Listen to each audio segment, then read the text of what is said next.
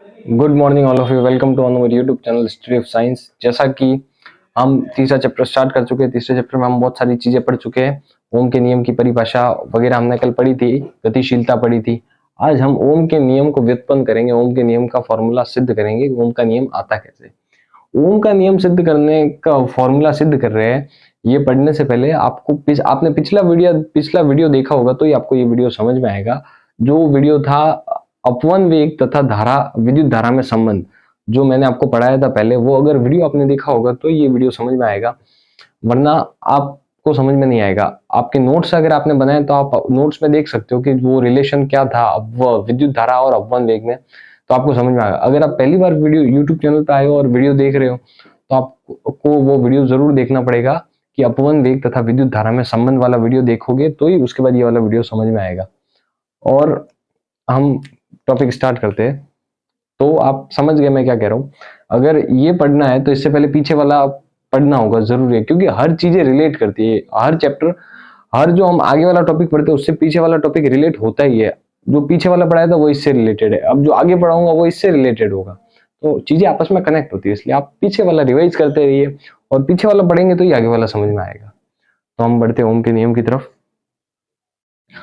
ओम के नियम में ये चीजें आप सब जानते ही है। ये इसकी लंबाई L है, स्मॉल l। ए अनुप्रस्थ काट क्षेत्रफल का एक पदार्थ है। ये मुक्त इलेक्ट्रॉन है और इन मुक्त इलेक्ट्रॉनों का अपवन वेग है v_d। यहाँ पर v है। अब मुक्त इस चालक पर जब हम विभवांतर आरोपित करते हैं तो मुक्त इलेक्ट्रॉन पर एक विद्युत धारा प्रवाहित होती है और मुक्त इलेक्ट्रॉनों पर एक बल आरोपित होता है, विद्युत बल आरोपित होता है और परिपथ में एक धारा प्रवाहित होती है। तो आप ये नोट कर लो, उसके बाद हम लैंग्वेज में लिखते हैं। बाकी मैं आपको बता चुका हूँ, ये मुक्त इलेक्ट्रॉन है, मुक्त इलेक्ट्रॉन विभवांतर जैसे आरोपित करते हैं, मुक्त इलेक्ट्रॉनों पर विद्युत बल आरोपित होता है, जिसके कारण ये गति करने लगते हैं, आपस में टकराते रहते हैं और इनकी वो ऊर्जा खत्म होती रहती है। ये सब चीज मैं आपको बता चुका हूँ। अपवन वेग v_d, ये भी हम इस पे भी डिस्कस कर चुके। तो अब हम आगे बढ़ते हैं। तो ये डायग्राम नोट कर लीजिए, उसके बाद हम लिखते हैं लैंग्वेज के ओम के नियम को व्युत्पन्न कैसे करेंगे। लैंग्वेज में तो आप जानते हैं, जो जो हमने किया है वही लिखना है।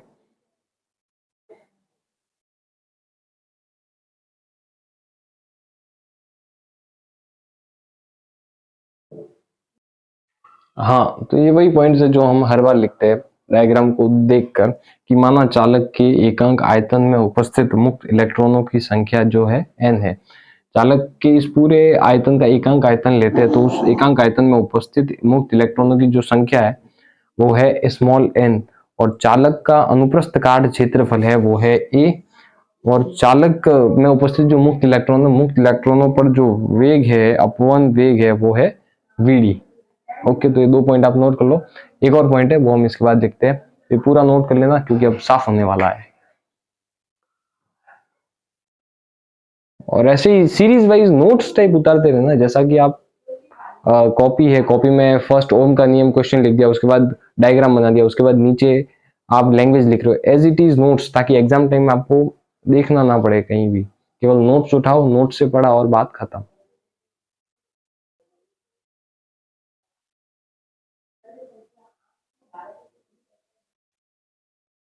हाँ, तो हमारी जो लैंग्वेज का तीसरा पॉइंट है जो हम बाकी रह गया था, वो है कि चालक के सिरों पर विभवांतर आरोपित करने से चालक में प्रवाहित धारा आई हो तो, चालक के सिरों पर विभवांतर आरोपित किया v, उससे चालक में जो प्रवाहित धारा है वो अगर आई हो तो।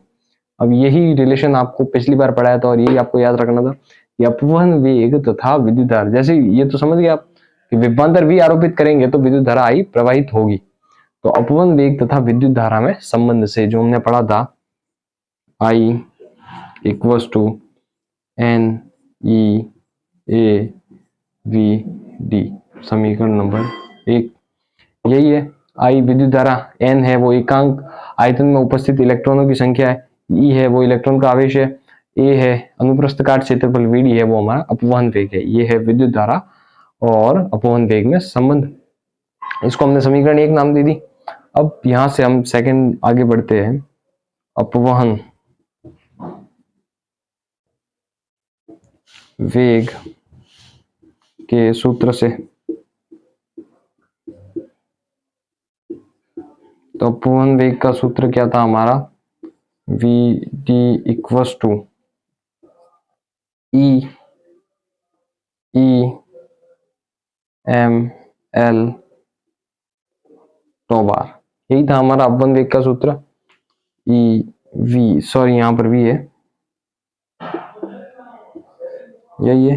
मैं भी एक बार चेक कर लेता हूँ क्या है, E V M L upon tau bar. Okay, एकदम सही है हमारा सेकंड। तो ये हमारा अपवन वेग का सूत्र है और ये है हमारा अपवन वेग तथा विद्युत धारा में संबंध। तो यहां तक आप नोट कर लो। अब यहां से हम क्या करेंगे, समीकरण 2 से अपवन वेग की वैल्यू उठाकर, वीडी की वैल्यू उठाकर समीकरण 1 में यहां पर वीडी की वैल्यू रखेंगे। तो ये आप नोट कर लो।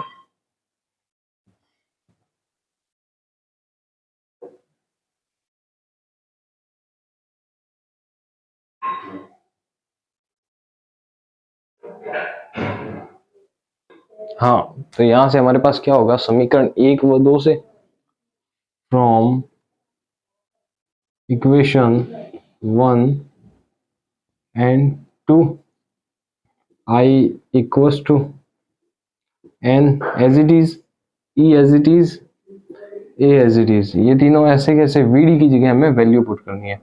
तो वीडी की जगह क्या है, वी एम एल टो बार, और क्या था हमारे पास वीडी की वैल्यू में पुट करने के लिए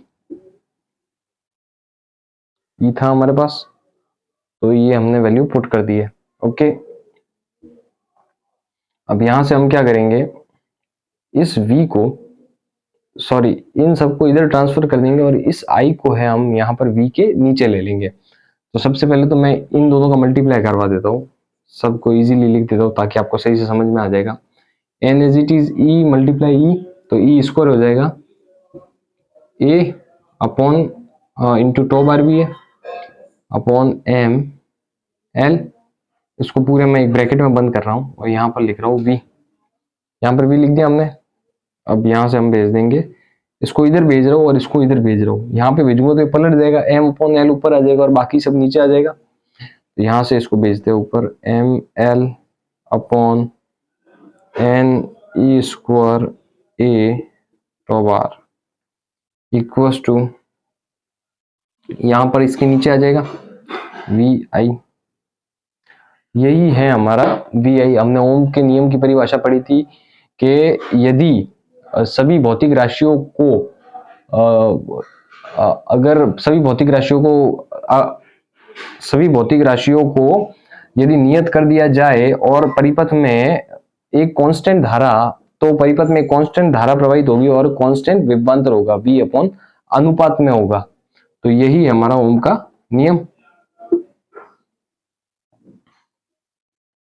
ये हमारा ओम का नियम है।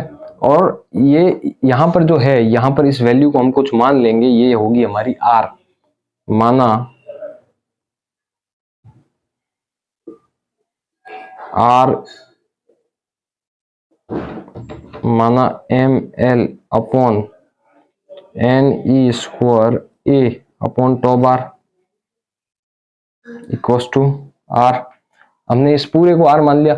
इन वजह से धारा में रुकावट होती है कहीं ना कहीं, इसलिए इसको R मान लेते, प्रतिरोध एक, ये पूरा प्रतिरोध हो गया एक R, इसको हमने R मान लिया इसलिए। और V अपॉन I को हम क्या लिख सकते हैं, R, तो R equals to V upon I, sorry V upon I को नहीं, इस पूरे की जगह हम R लिख सकते हैं equals to V upon I। और यही हमारा ओम का नियम है जो कल हमने पढ़ा था। तो ये हमारा ओम का नियम प्रूव हो चुका है।